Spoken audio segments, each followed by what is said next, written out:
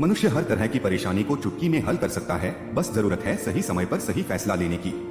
अपने लक्ष्य तक पहुंचने के लिए मनुष्य को कुछ जानवरों से सीख लेनी चाहिए।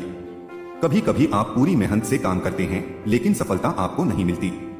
हमेशा और लगातार काम आपको आपके अपनों से भी दूर कर देता है। कुल मिलाकर आप दोनों तरफ से पिछड़ जाते हैं, पारिवारिक रूप से भी और आर्थिक रूप से भी। ऐसे में चाणक्य नीति के अनुसार आपको अपनी रणनीति में बदलाव की जरूरत है। जानवरों के गुण आपको राजा बना सकते हैं। पहला है गधा।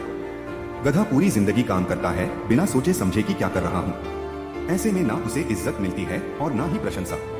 गधा अपनी पूरी जिंदगी गधे जैसे ही गुजार देता है, यानी कि गधा पूरी जिंदगी गुलाम की तरह रहता है और गुलाम की तरह ही मर जाता है। गधा ये सिखाता है कि बिना लक्ष्य के ना तो आपके अंदर की प्रतिभा को निखरने का मौका मिलेगा और ना ही आप कुछ सीख सकेंगे। आपको जिंदगी भर दूसरों की गुलामी ही करनी पड़ेगी। दूसरा है बाज। जंगल में कई जानवर होते हैं जो पेट पालने के लिए मेहनत करते हैं, शिकार करते हैं, लेकिन वो कभी सफल होते हैं तो कभी असफल। लेकिन एक जानवर ऐसा है जो कभी विफल नहीं होता, वो है बाज। बाज अपने लक्ष्य को साधने के लिए घंटों मेहनत करता है और आखिर में जब वो उस लक्ष्य अर्थात शिकार की तरफ बढ़ता है तो उसे पाकर ही दम लेता है।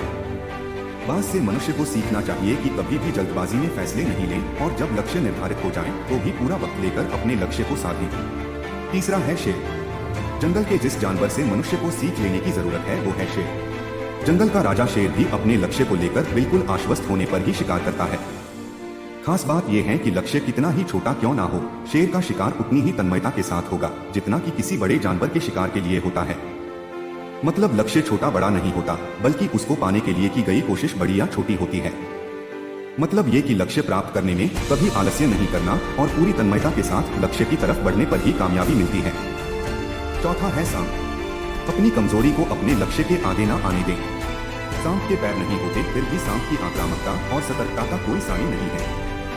सांप ने अपनी ताकत पर भरोसा किया और कमजोरी खुद ब खुद छिप गई। सांप रेंगते रेंगते शिकार करता है और सफल होता है। सांप योद्धा की तरह जीना सिखाता है। अपने लक्ष्य को पाने के लिए पागलपन होना जरूरी है, सफलता का जुनून ही है जो आपको राजा बनाएगा। पांचवा है कौवा। कौवे से हर समय सतर्क और सावधान रहना सीखना चाहिए। साथ ही बिना झिझक किए या भयभीत हुए पूरे इच्छा शक्ति के साथ प्रयास करना चाहिए। छठा है श्वान। हर इंसान को कुत्ते से स्वामी भक्ति का गुण सीखना चाहिए। इसके साथ ही इसी जानवर जैसी नींद लेनी चाहिए, आहट मिलते ही आंख खुल जानी चाहिए। सातवां है बगुला।